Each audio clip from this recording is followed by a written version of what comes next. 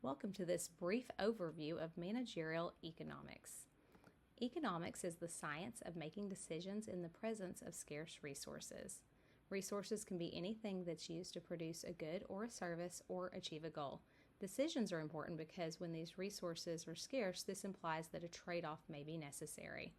Managerial economics studies how we direct these scarce resources most efficiently to help achieve a managerial goal. We're going to help a business decide, should we purchase from the manufacturer or produce them ourselves? Should we specialize in making one type of product or several different types? How many items we need to produce and how much we'll charge for these items, as well as how many employees we hire and how much we're going to pay those employees. There's 7 principles of effective managerial decision making.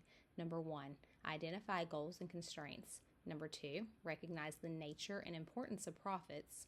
3, understand incentives. 4, understand the market. 5, realize the time value of money. 6, use marginal analysis. And 7, make data-driven decisions. The first one here, identifying goals and constraints, we want to make sure that the goals are clearly defined and easy to understand. The primary goal will be to maximize profits, and always make sure that you're aware that constraints can hinder achieving these goals. Then, looking at the nature and the importance of profits, we want to look at the accounting profit, which is the total revenue minus the cost of producing goods and services.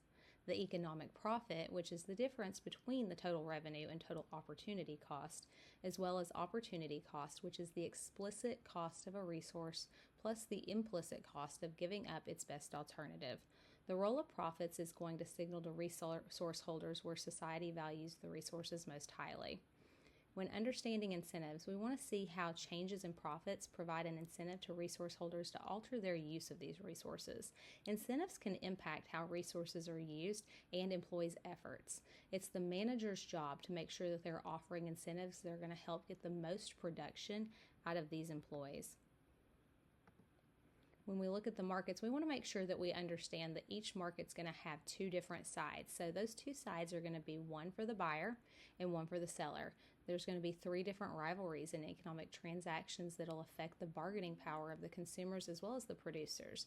You have a consumer-producer rivalry, a consumer-to-consumer rivalry, as well as a producer rivalry. Another factor that we want to look at is the time value of money. So this is going to be the difference between when a cost occurs as well as when those benefits are received. We can use the present value analysis to help account for this timing. And present value is going to reflect the difference between the future value and the opportunity cost of waiting.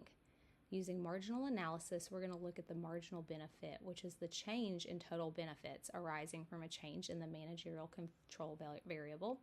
Your marginal cost, which is the change in total cost arising from the change in the managerial control value, as well as the marginal net benefits and marginal principal.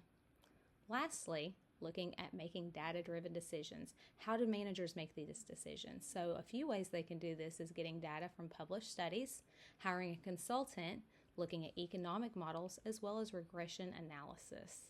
Thank you so much for joining us today on this brief overview of managerial economics, and we hope to see you again soon. Thanks.